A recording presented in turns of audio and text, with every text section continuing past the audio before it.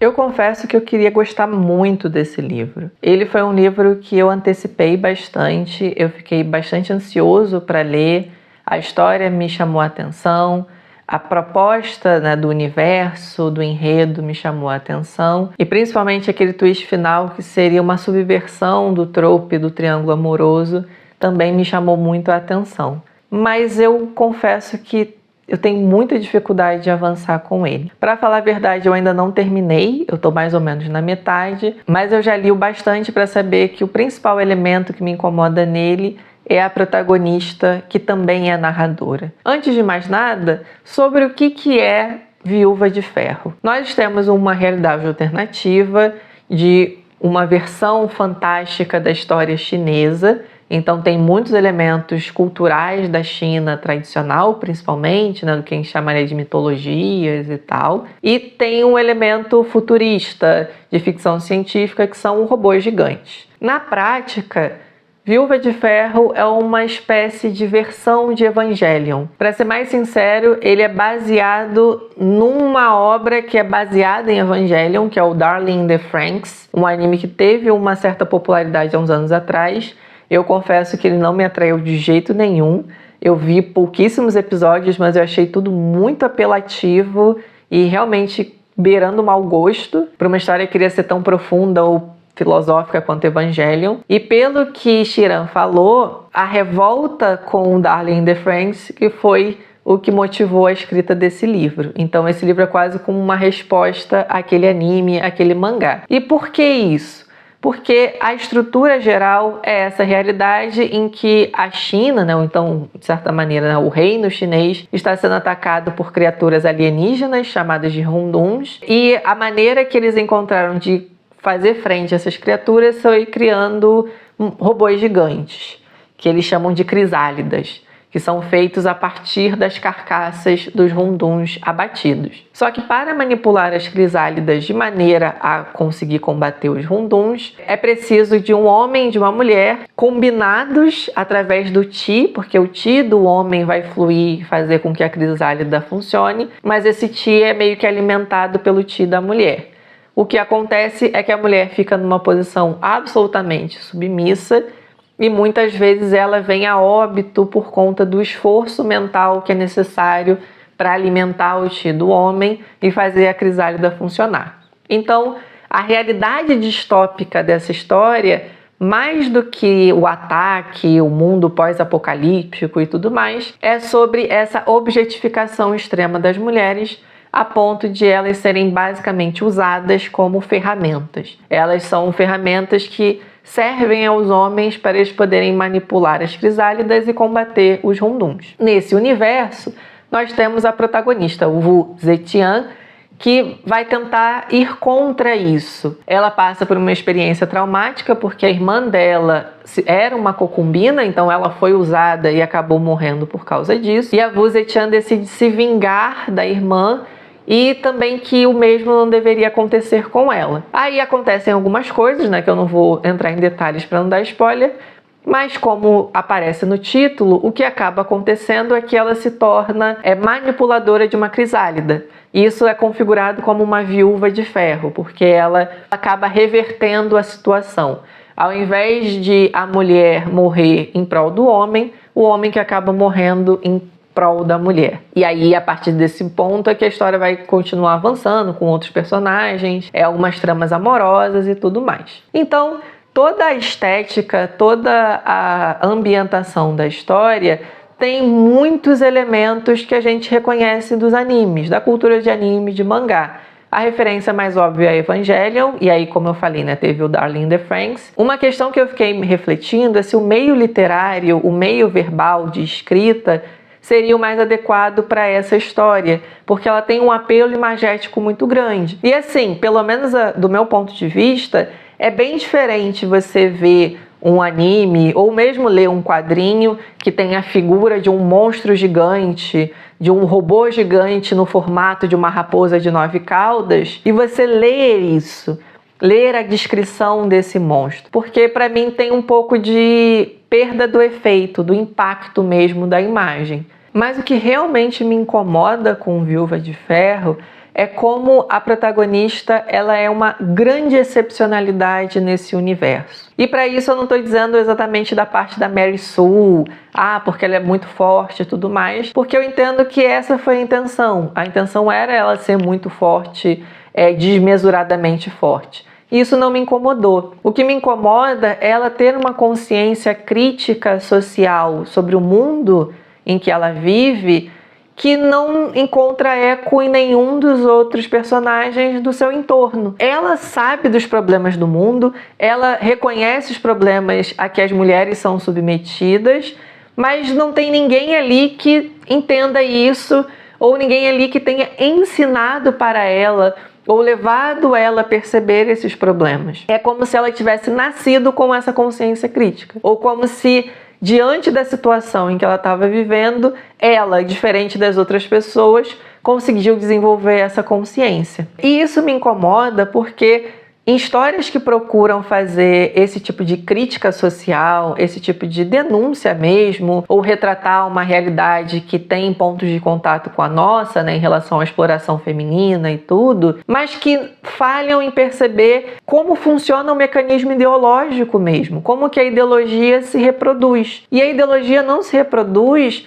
porque algumas pessoas são mais propensas a cair, né, no discurso ideológico e outras não. Ela se reproduz quando não existe dissenso, quando não existe discordância. Eu, por exemplo, falando da minha própria experiência, eu desenvolvi parte da minha consciência crítica, eu posso dizer até a maior parte mesmo, a partir de discursos que contrariavam a ideologia dominante. Eu tive acesso a obras que discutiam, eu conversei com pessoas que pensavam diferente, eu tive professores, professoras que instigavam esse tipo de reflexão e aos poucos eu fui desenvolvendo a minha própria consciência.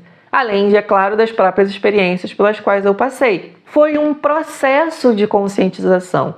E eu não tenho a menor condição de dizer que eu terminei esse processo, que agora eu já atingi o auge da desconstrução, o auge da consciência crítica e não tem mais nada para me conscientizar.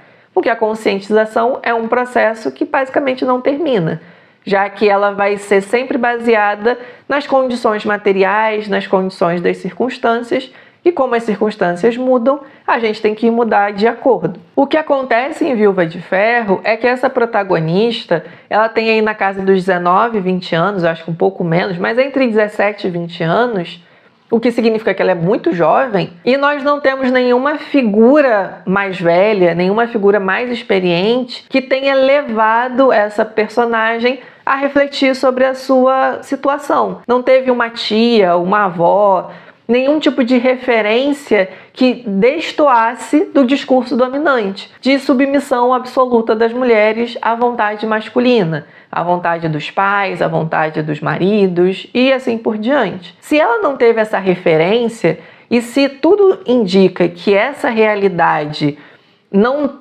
permite, por exemplo, discordâncias, não permite aulas, nenhum tipo de debate que pudesse gerar esse tipo de discordância ou de reflexão, como que ela chegou nesse pensamento? Como que ela foi desenvolvendo a sua consciência crítica? Eu acho que o grande elemento que seria, né, o gatilho para essa conscientização é a morte da irmã. Mas a gente sabe muito pouco sobre a irmã para ter uma ideia se a irmã tinha esse tipo de ideologia, se a irmã pensava, né, sobre a sua vida, sobre a sua realidade e transmitiu essas dúvidas, essas reflexões para a protagonista. E mesmo que isso tenha acontecido, a gente entende que a irmã também não era tão mais velha assim. E vem a pergunta, onde que a irmã descobriu isso? É o tipo de coisa que fica meio em aberto, fica meio vago. E isso para mim acaba sendo mais grave quando a protagonista se defronta com outras personagens femininas. Porque assim, se defrontar com personagens masculinos é se defrontar com o próprio discurso dominante, o próprio discurso ideológico. Mas e com as outras mulheres? Mulheres que passaram pelos mesmos processos de exploração, de opressão que a protagonista. Por que a protagonista consegue ser crítica e essas outras mulheres não? E tem um trecho que eu acho que revela muito disso, revela de maneira bastante cristalina esse problema. O trecho que eu vou ler a seguir faz parte de uma cena em que a Wu Zetian está sendo selecionada para ser a nova concubina do Yang Guang, que é um dos maiores guerreiros do país, aquele que comanda a Raposa de 9 Caudas. Junto com ela tem várias outras garotas e elas têm seu time medido para saber qual seria mais compatível com o do guerreiro lá. Ela pontua de uma forma meio alta e isso chama a atenção das outras garotas, e aí começa a rolar um certo bate-boca entre ela e uma dessas outras garotas. E eu começo com a fala da menina. Não acredito nessa sua atitude, diz ela ainda mais alto. Estamos aqui para servir a um piloto categoria príncipe. Você realmente vai se limpar todo e deixar esse grampo feio no cabelo? Não poderia disfarçar um pouco sua origem de lixo camponês? Todo mundo aqui é lixo camponês, sussurro olhando de volta para ela, incluindo ele. Gente rica não deixa os filhos se alistarem. O título de nobreza, os trajes bonitos, as joias extravagantes são só distrações reluzentes para fazer com que a gente se sinta melhor pelo fato de que vamos morrer jovens. E vamos mesmo. Talvez seja justamente por isso que você está tentando me irritar. Mas deixa eu te falar uma coisa. O que você deveria estar fazendo de verdade, aproveitando o pouco tempo que lhe resta. Vamos, sinta-se tão classuda e digna quanto quiser. Agito meus dedos junto aos enfeites de pingente no cabelo dela. Porque o único motivo para lhe darem tudo isso é porque você não vai usá-los por muito tempo. O trecho é longo, como vocês podem perceber, mas ele resume muito dessa interação complicada ou dessa caracterização complicada da protagonista, que mostra que ela é dissonante no geral, tanto de homens quanto de mulheres. O que me leva, de novo, a me perguntar por que ela destoa. É só porque ela é a protagonista e alguém tem que fazer esse discurso contrário? Não seria melhor colocar pelo menos uma certa sensação de sororidade entre as figuras femininas? Ou no mínimo de compreensão? Porque até a mãe e a avó da protagonista são tão opressivas ou quase tão opressivas quanto o pai, o irmão. Por que a construção das personagens femininas que não são a protagonista precisa ser tão quase que cruel? Por que todo mundo é tão cruel com essa protagonista, inclusive aquelas que passam por situações semelhantes ou até piores do que ela? E isso faz a gente pensar que a protagonista não consegue ter nenhum tipo de empatia com aquelas garotas também. No máximo, o que ela faz é um discurso quase que moralizante, do tipo, vocês não estão percebendo que estão sendo usadas? Esse momento final, né? Todo mundo aqui é lixo camponês, até ele, porque ele está se alistando, e os filhos dos nobres não vão se alistar, porque obviamente ser um guerreiro é uma profissão altamente arriscada. Então eles vão colocar aquelas pessoas que seriam mais descartáveis. E todo o glamour, todo o luxo que cerca essa vida de guerreiro é uma espécie de adorno para esconder o fato de que eles vão morrer jovens. A protagonista sabe disso, mas parece que só ela. E isso que me incomoda profundamente, porque nesse viés de excepcionalidade, de consciência super crítica, super desenvolvida, a gente perde o senso de coletivo, o senso propriamente de como se dá a conscientização. E a conscientização, ela não vem de berço, não é algo que você nasce tendo. Ninguém nasce consciente. Ninguém nasce já sabendo de todos os problemas do mundo e como resolver ou querendo combater preconceitos. Então, nesse trecho, seria uma boa oportunidade de mostrar que todas as mulheres, ou a maior parte das mulheres, está consciente da sua condição de subalterna e tenta fazer o possível para sobreviver nessas condições tão difíceis, tão opressivas. E aí a protagonista não se sentiria tão isolada, não se sentiria tão destacada do resto. Mas o que acaba sendo feito é justamente o contrário. Para mostrar como que ela é melhor do que todo mundo na prática, a gente acaba caindo nesse padrão de estereotipar todas as outras pessoas. Todo mundo é iludido, todo mundo está cego pela ideologia, menos a protagonista. Mas é isso, eu acho que essa é a grande reclamação que eu tenho. Não é algo que vai acabar com o livro, do tipo, não, isso é inaceitável, o livro é uma porcaria por causa disso. Mas no meu caso pessoal, é algo que atrasa a minha leitura. Eu poderia ter lido muito mais rapidamente, eu poderia já ter finalizado o livro, mas esse tipo de problema me faz ficar refletindo, pensando, e eu não consigo avançar tanto na leitura, se torna uma leitura muito cheia de percalços para mim. Então isso acaba me incomodando. Então eu gostaria de saber o que vocês acham, quem já leu, gostaram, não gostaram, tem críticas a serem feitas, comentários. Eu vou gostar muito de saber. Não esqueçam de curtir, compartilhar o vídeo e se inscrever no meu canal. E é isso, gente. Até a próxima!